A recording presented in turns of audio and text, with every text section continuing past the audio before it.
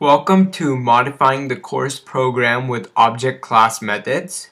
So in this, we just learned about the object class methods, which included the toString method and also included the equals method. And now what we're going to be doing is we're going to be taking a look at the course program, which we worked on a little bit earlier in the course, and we're going to be modifying it a little bit and improving it so that it can we can use the two different methods and see how they apply and what their significance is. So let's start off by taking a look at the toString method, which is built in default and it's automatically invoked when we try to print out an object.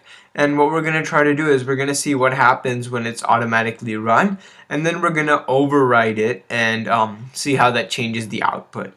So what I'm going to do right now is I'm going to go to course test.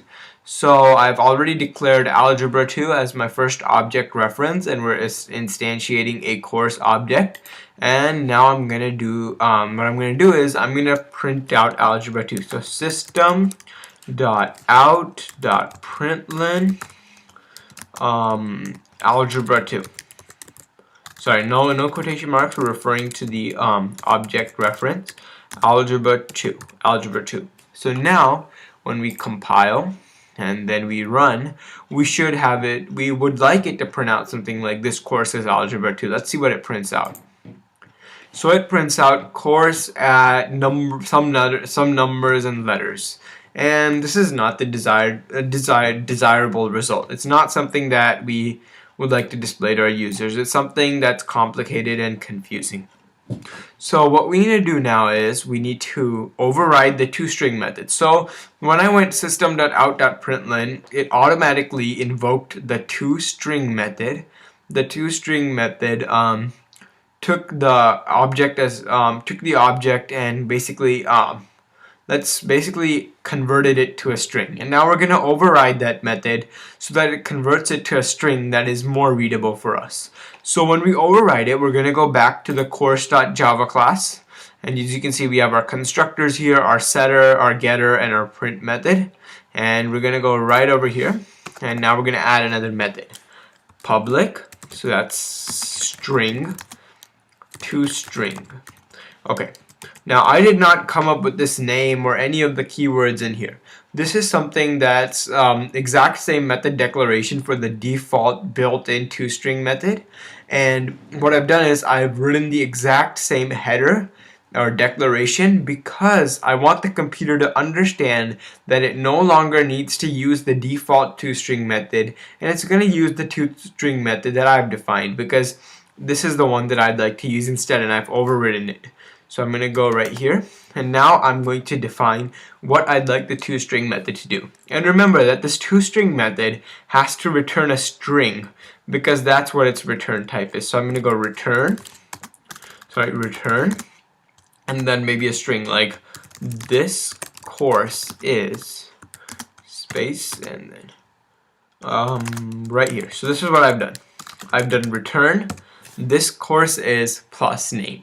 So what this does is this returns a string that says this course is space and then whatever the name of the course is. So now let's close the method, let's close the body, and this is what should happen now. So when we should run the program, what should happen now is the default toString method should be overridden and it should be execute our code instead, which will output this course is whatever algebra 2 in our case. So it should say this course is algebra 2. Now let's see. So compile and then we run. And as you can see, it prints out this course is algebra 2. And that's because in the course class we overrid the toString method, and we basically had it print out this course is and whatever the course name is. And remember that the course name was judged to be algebra 2 not because of the variable name, but because when we were defining the course, we used the constructor. We used this constructor over here. We used this constructor when declaring this object reference, and this constructor sets this argument to the name instance variable of the class. So that's why the class name was set to algebra 2, and that's why algebra 2 showed up in the output. Okay, now that we've looked at the toString method and used it to and overridden it and then seen how the output changed, let's take a look at the last method, second and the last method we'll be taking a look at. And that is the equals method. And the equals method is part of the object class as well, and let's see what it does. So the equals method is used to compare objects. So it's important to remember that, and it's important to remember that it's not used to compare primitive types. So this is for objects, and the equals operator is used to compare primitive types. So this is meant for objects. So let's try another one. Let's say course. Let's say we got a geometry course this time. Equals new course geometry. So here we go. We've created another course object, and let's see if these two are equal to each other. So I'm going to go system.out.println, and then I'm going to say algebra 2 dot equals geometry. So this is how you use the the equals method. You put one object's name, dot equals, and then in parentheses the second object, and you can change it you could switch around geometry and algebra 2 and it won't make a difference.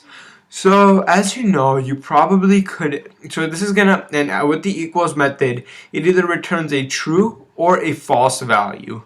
So with this as well, what's going to happen is we're going to print it out, and as you can probably expect, the output is going to come out to be false. And that's because this one is geometry and this one is algebra 2, and that's not the same. So we can expect it to come out to be false. And let's see what the output is.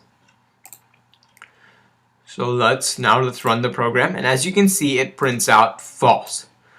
Now you may think that you may have expected that, and that's good. Now let's say that I were to replace this with algebra 2. Exactly the same as this. So both of them are the same except having different names. Now let's run it and see what the result will be. Compile and run. And again it comes out to be false. Now this may have been a surprise to you, but the reason you shouldn't be surprised is when you're using the equals method, you're not comparing the contents of the two objects, you're comparing the memory allocation. So they have to be allocated to the same memory space in order for them to be equal. So the way I could make this equal is, let's say I could say something like algebra 2 is equal to geometry. Now they are set to the same value and they're allocated to the same place. Now if I were to check the method, run this again, we should get a value of true, because what we're seeing here is that where we know that algebra 2 and geometry now have the same memory allocation. They have taking up the same memory space, so they will be equal to each other. So let's try again. Compile and run. And as you can see, this time it comes out to be true. And that's because we use the equals method.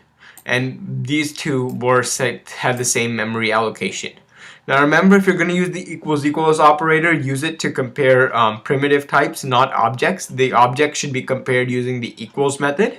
And so we looked at the two different object class methods that we've learned, the toString method and the equals method, and we saw how the equals method requires similar memory allocation and the toString method needs to be overridden in the course class. And that's all, and these methods are something that you just have to understand and have to remember, and they're something very useful because often you want to print out something about an object or you just want to compare two different objects.